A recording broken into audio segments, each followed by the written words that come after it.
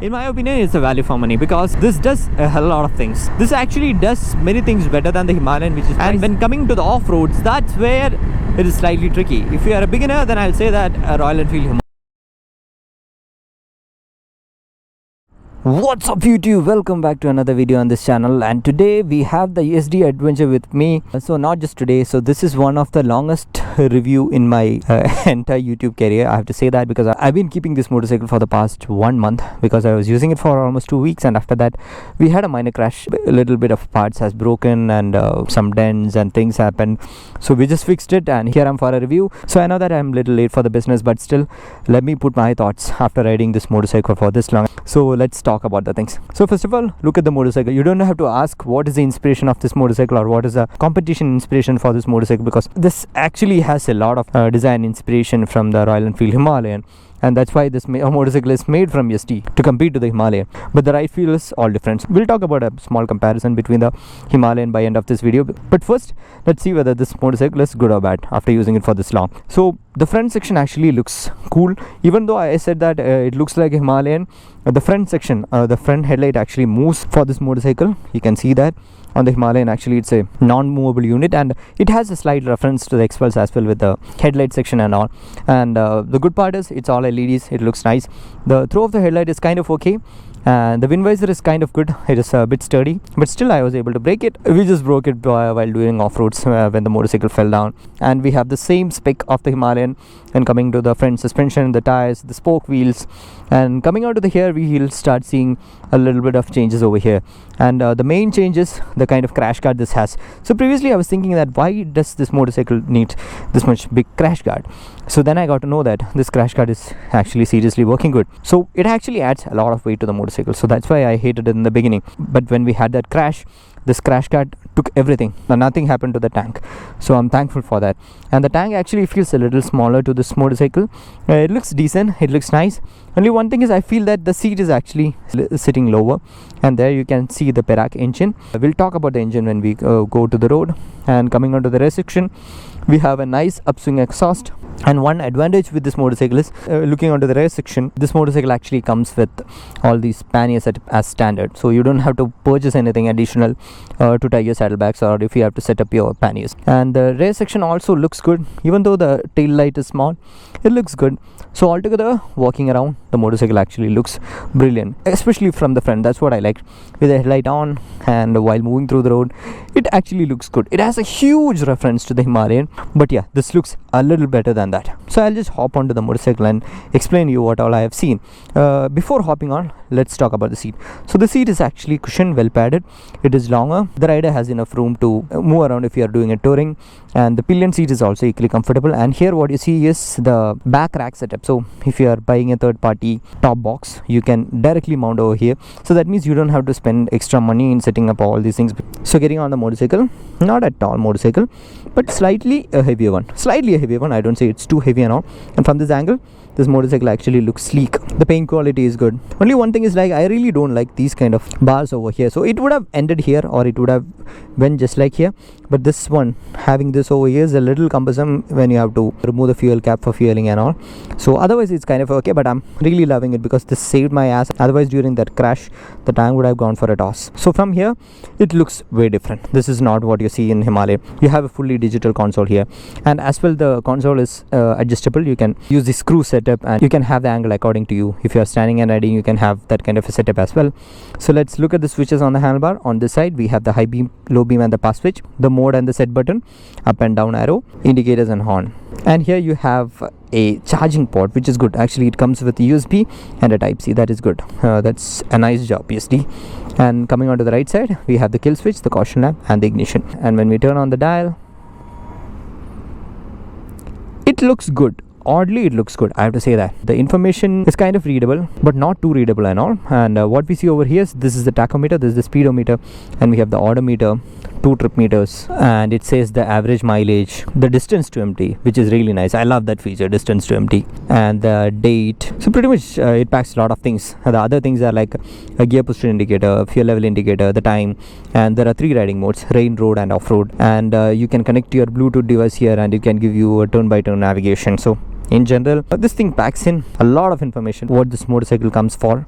dial is very much updated. Just one update is that it is not that readable in bright daylight conditions, otherwise it's kind of good. So let's hear the exhaust sound. You have to pull the clutch all the time to turn on this motorcycle.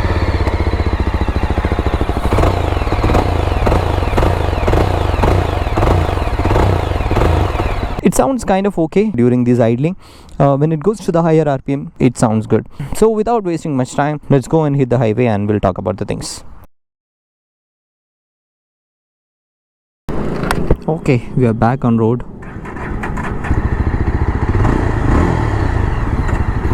So let's pull it hard.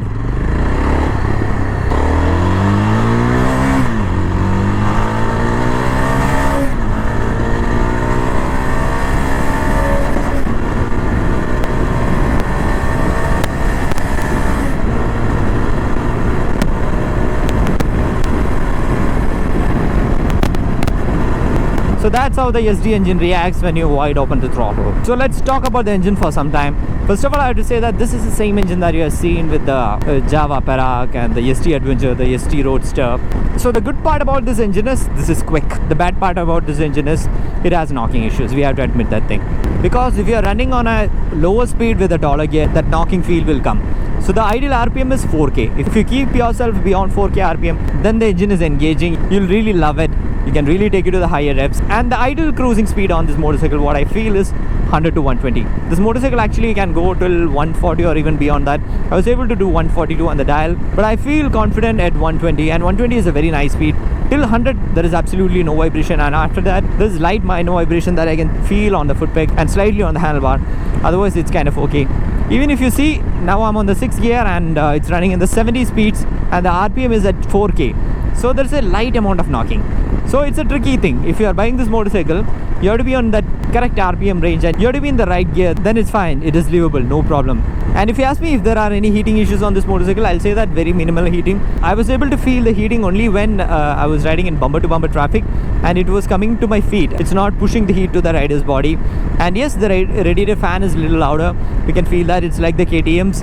It's louder and ergonomics wise, I'll say that it's a completely upright riding posture, very nice for long distance touring. We can feel that wide handlebar. It's really nice and the seat is comfortable. The seat is very cushioned. The thing is, this wind visor will give you a wind protection till 90 km, and after that the problem is you will get a very random slaps by the air over the helmet after that. Otherwise it's kind of fine. I'm kind of comfortable. Actually the foot pegs are not that forward set like any other adventure motorcycles. So that's why I told in the beginning that this motorcycle is actually good for short riders. So if you're a taller rider, then I'll feel that you will feel a little cramped, but for shorter riders it is okay. Be it standing on the foot peg, nice reach to the handbar, so that is also kind of okay. And let's talk about the other things. So coming on to the braking, this motorcycle has good braking. Even though this is slightly onto a heavier side, the motorcycle is slightly onto a heavier side, the braking is good. I'm really happy with it. Now let me talk about the riding modes on this motorcycle. So basically this riding modes has nothing to do with the engine power or anything. Basically this motorcycle has rain, road and off-road riding mode, and all the three riding modes are actually associated with the ABS functioning of the motorcycle.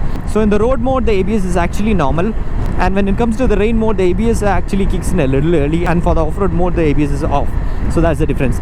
Even then when I was off-roading, I feel that the ABS is slightly turning on. So if you are someone who really wanted to shut it off completely, you can pull off the fuse. That's the best way to do it, but remember to put it back after your off-roading session.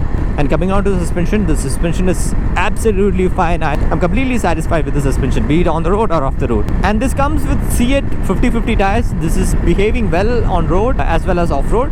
I got a chance to take it into slush, then I'll say that this tire is not the best. Maybe you have to go for a different tire, but if things are dry, this tire is holding up well.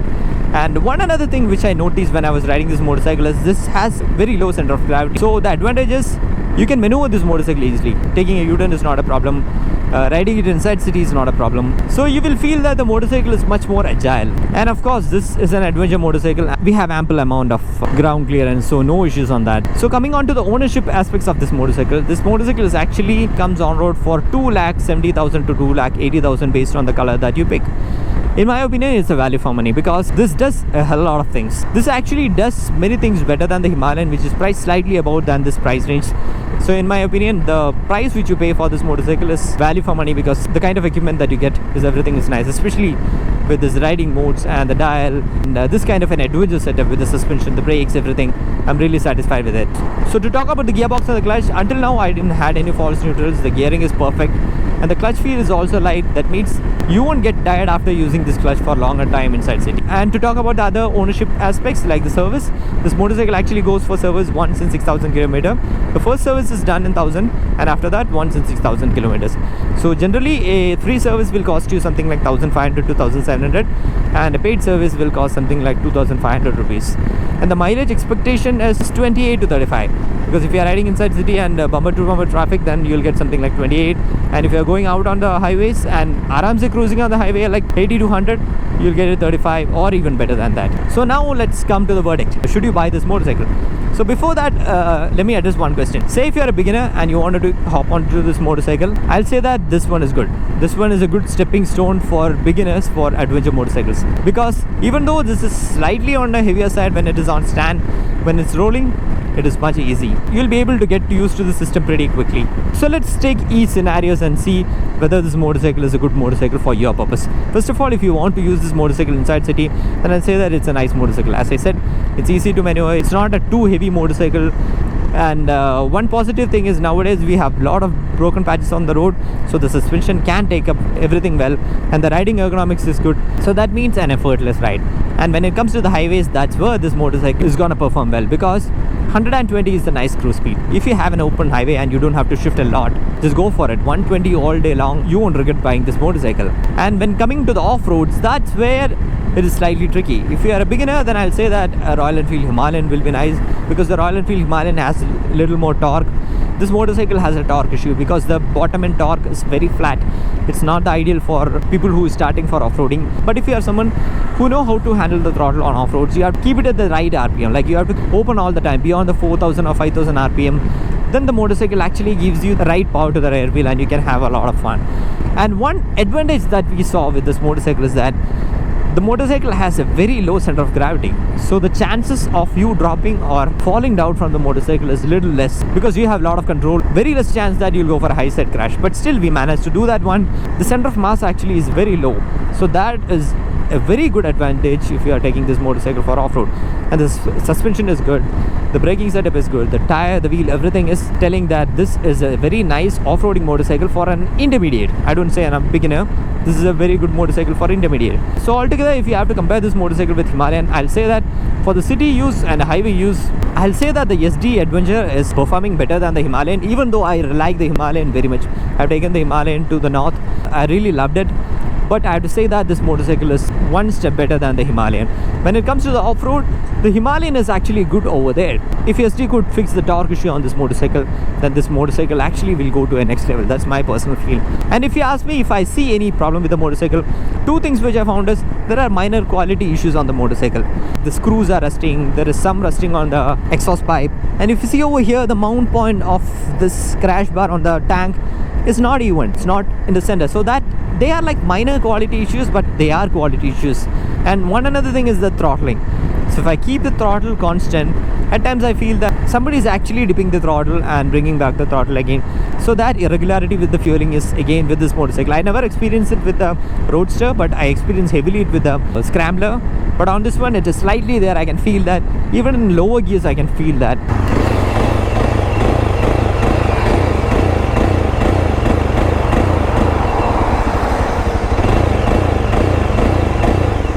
So apart from that, I'm pretty much happy and satisfied with this motorcycle. So that's my review on the Yezdi Adventure after keeping it for almost a month long. If you have any doubts on this motorcycle, do let me know in the comment section. And as always, show some love in the form of likes and comments. See you in the next video. Until then, bye-bye.